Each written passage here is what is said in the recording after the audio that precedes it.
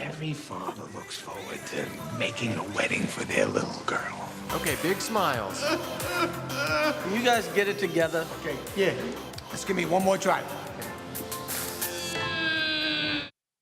That's good stuff. Get off of me and get on our guest who was just in there. Allison Strong, actor and singer. What were we just watching? You were just watching a piece of my feature film debut, The Week Of, with Adam Sandler and Chris Rock. How now? Is there anyone well known other than you in this? What's that guy's name? It's Adam Sandler, Chris Rock, Rachel Dratch, Steve Buscemi, and me, miraculously. Okay, born and raised in? Born in Hoboken, raised in Union City, New Jersey. I'm a Hudson County girl and a New Jersey girl, basically. Did you always know that you wanted to be who you are and what you are? You know, my mom's a school psychologist in the school systems. Yes. Yeah, we just spoke about my mom, and I was a really shy kid, believe it or not. No way. Yeah, and so she put me in musical theater classes at Bergen Pack, which used to be John Harms Center for the Arts back in the day. Pack is great. And so they wouldn't give me any solos. My mom begged for a solo for me, and then at our class presentation, everyone was asking me who my voice teacher was and telling my mom that I would be on Broadway one day. And when I turned 18, that dream became a reality. Talk about some of your credits.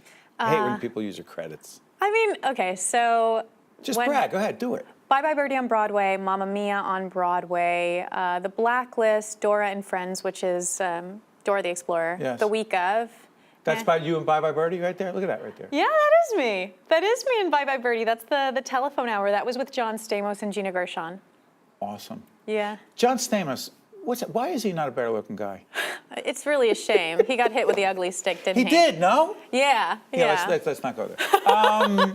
He's beautiful. His kid's gonna be gorgeous. Is he right? Yeah. Right? So you knew at a young age, but you had this shine thing going on. Yeah, I did. And when it comes to this particular movie with Adam Sandler, describe the process of being selected, like you're the one, we want you. I went to an audition, just like every actor Quote gets unquote open, or whatever that means? It wasn't an open audition. It was my agent submitted me for the appointment. I said I wanted to go. I went to the audition, and I remember it was my first audition for that casting director, and I think they were shocked to meet me. Sarah in the movie is a very down-to-earth character, and she's so down-to-earth in the midst of all of this craziness, all these crazy preparations for her wedding.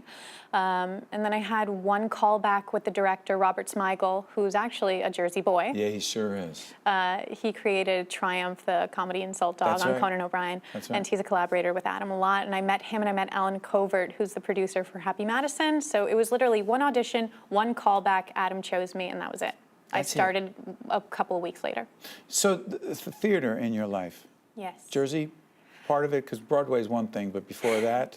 Well, like I said, I started at John Harms, which is now Bergen Pack, Pack, but I did community theater with the Park Players in Hudson County. I did community theater in Glen Rock with the Gaslamp Players. Wow. I did children's theater at the Montclair Studio Players when I was a freshman in college. Actually, when I auditioned for Bye Bye Birdie, I had a children's matinee in Montclair of Little Women. And so I went at My hometown, keep talking. Yeah, so at 4 o'clock in the morning, I was on the street in Manhattan in a sleeping bag. My mom was watching me as I slept to make sure that I would get my place in line and no one would cut me. I belted my song, and then I went straight to Montclair for my matinee of Little Women, and I got that part a month later.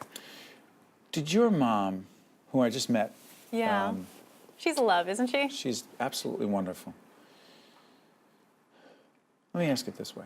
How important has your mom been in what you've been able to do so far in your career? Well, you know, she raised me alone. She's been integral. She's worked in the school system, and because of that schedule, she was afforded the opportunity, the ability to take me to auditions from the time I was really young. You know, there were nights where I was singing, because I used to sing also for a lot of dignitaries and heads of state when I started really young. Where? Here in New Jersey, I've performed for most of the governors since Christine Todd Whitman, actually. So I started when I was about 9 years old. And so she would drive me after school to these dinners. Not Christine Whitman, your mom. Not Governor Whitman. I just want to clarify that. My mom, she would drive me to these dinners, and I sung for Corzine as well. Governor Christie as well? And not Governor Christie. Could that be arranged? I've performed for McGreevy as well. That's right. And so my childhood was a lot of singing, a lot of running around, and she made that possible. And I think I can thank my stage presence and my confidence as a person. I got so much experience because she was willing and able to take me places. Your background? Singer? Actress. Composer? Yes. Actress? What's the poet part? The poet. When I was in high school. Listen, I get research. It says you. You did research. Well, when I was. Actually, my producers did the research, and I said, she's a poet? Well, I What happened in recite 2008? poetry. Okay, in 2008, I was New Jersey's state champion for poetry out loud, and I was top 5 in the nation. So for reciting poetry, I mean, I was reciting Shakespeare, and I was reciting Sylvia Plath and Allen Ginsberg, and I managed to be top 5 when I was a senior in high school, and that was wonderful. It was very cool. You know, for people who know our programming, know that I ask a lot of folks who happen to be performers in a very public way, a question that there's a theme to it, trust me. Sure. It's about dealing with rejection. I know it well.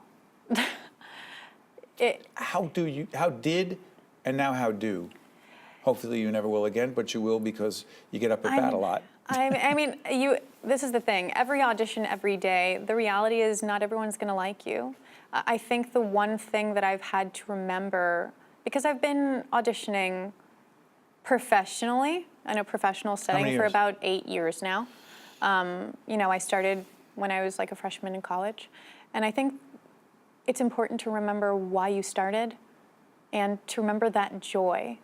The joy that I had when I started as a kid in community theater, the joy that I had when I was in those musical theater classes wanting that solo.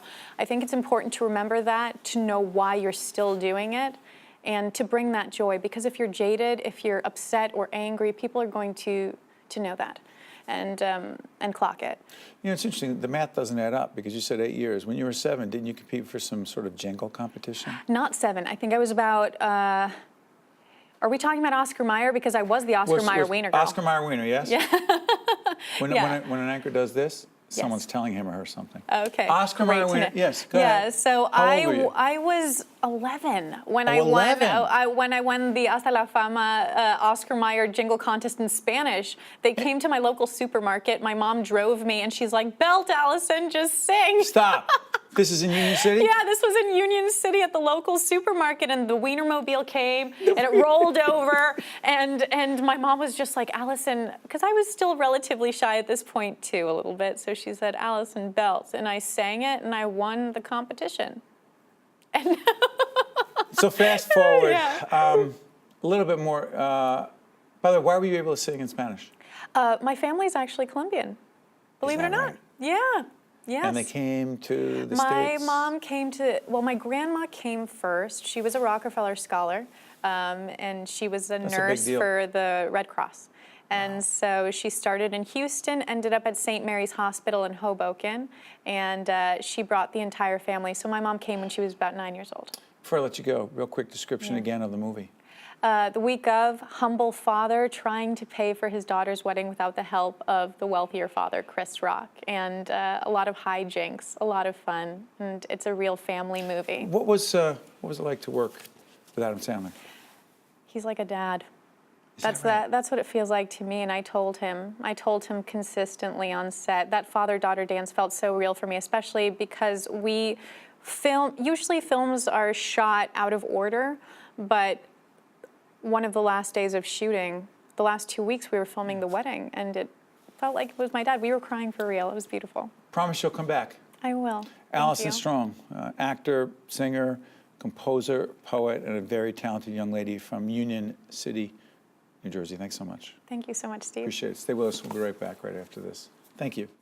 One-on-One with Steve Adubato has been a production of the Caucus Educational Corporation, celebrating over 25 years of broadcast excellence. Funding for this edition of One-on-One with Steve Adubato has been provided by TD Bank. Englewood Health, PSE&G, Delta Dental of New Jersey, New Jersey Sharing Network, MD Advantage Insurance Company of New Jersey, and by Suez. Promotional support provided by The Record, North Jersey's trusted source, and NorthJersey.com. And by the New Jersey Business and Industry Association. Transportation provided by Airbrook Limousine, serving the metropolitan New York, New Jersey area. One-on-One with Steve Adubato has been produced in partnership with TriStar Studios.